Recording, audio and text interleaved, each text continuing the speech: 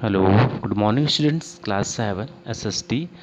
As you know very well, in SST we are describing chapter number 2nd in civics. Chapter number 2nd is institutional representation of democracy.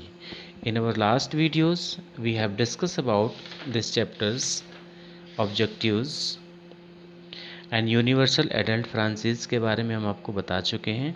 कब कब ये universal adult Francis किस country में किस year में लागू हुई, ये लिस्ट के अकॉर्डिंग समझ सकते हैं। इसके बाद टाइप्स ऑफ इलेक्शंस, इलेक्शन कितने तरह के होते हैं, इलेक्शन प्रोसीजर क्या होता है, इट मीन्स इलेक्शंस कैसे होते हैं।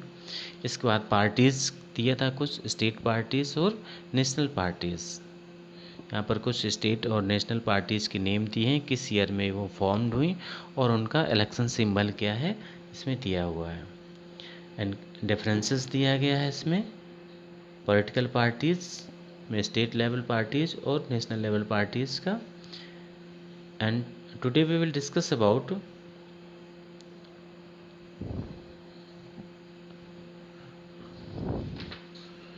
Collisions.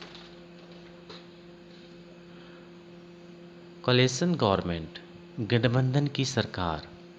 The term coalition government refers to an alliance between different political parties to form and run the government.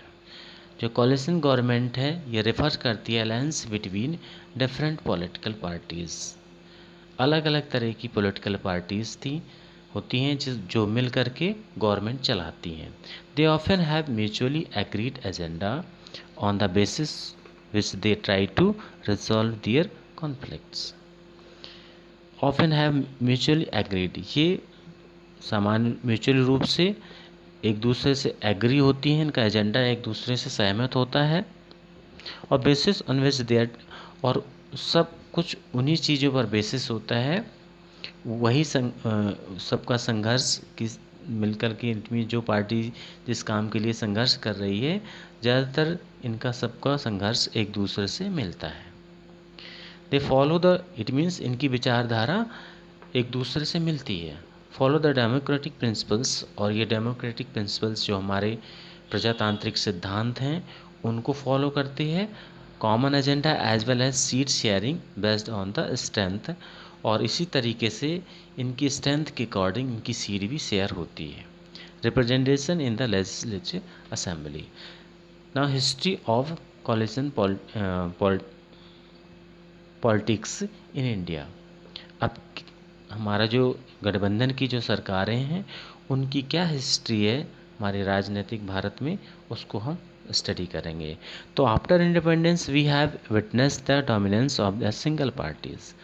आज़ादी के बाद हम गवाह हैं कि हमारे देश में सिंगल पार्टीज़ का ही डोमिनेंस रहा है। Has enjoyed the vast majority, और इसकी मेजॉरिटी भी बहुत बड़ी रही है। इट मीन्स इनका बहुमत भी बहुत बड़ा रहा है। एक्सेप्ट फॉर द 1971 एंड 1984, 1971 और 1984 के इलेक्शन को छोड़ करके। The graph of one dominant party has slowly but steadily decline.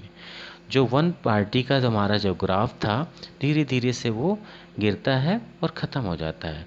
On the other hands, दूसरी तरफ हम देखते हैं the rise of national parties की, जो हमारी राष्ट्रीय पार्टियां हैं वो निकल कर के सामने आ रही हैं। स्टेट और original as well as the unrecognised party which had increased from 22 in the first Lok Sabha elections.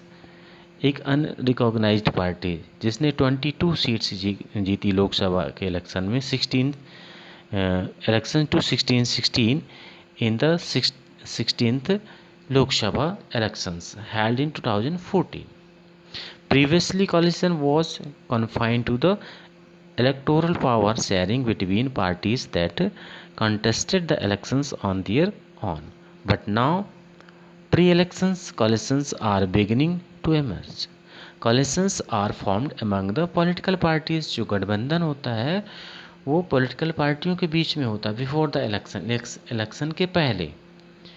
The coalitions are based on their common ideology, और जो गठबंधन होता है उनकी जो आइडियोलॉजी होती है वो कॉमन होती है अबाउट सर्टेन पॉलिसीज़, और कुछ निश्चित पॉलिसियाँ भी कॉमन रहती हैं।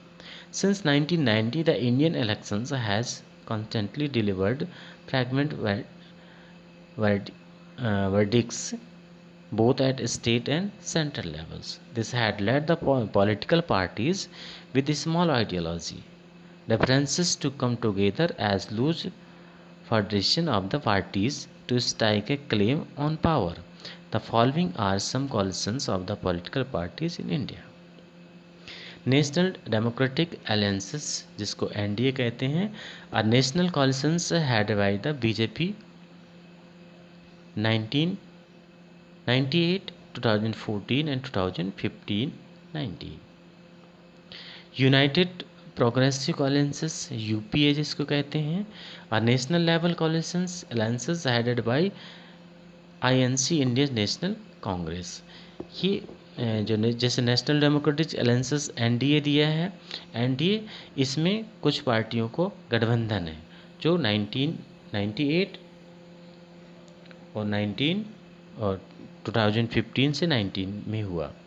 इसी तरह से यूनाइटेड प्रोग्रेसिव अलायंसेस यूपीए में हुआ नेशनल लेवल कोलिशंस, जो आईएनसी, इंडियन नेशनल कांग्रेस के द्वारा इसको हेड किया गया है। United Front, the Third Front that governed India 1996 से 1998, now defunct, it means no longer exist. National Front headed by Janata Dal that governed in India 1989, 91, now defunct, अभी ये भी ख़त्म हो चुका है। Left Democratic Front opposition front in Kerala headed by CPIM, and Democratic Front, a governing coalition in Maharashtra. Maharashtra में इस समय जो गवर्निंग कोलिशंस, इट मीन्स जो गठबंधन की सरकार जो चल रही है महाराष्ट्र में, वो डेमोक्रेटिक फ्रंट में है। So in this way chapter number 2 in civics is completed. In our next videos we will discuss about exercise and milestones. As a homework you have to do the exercise and milestone.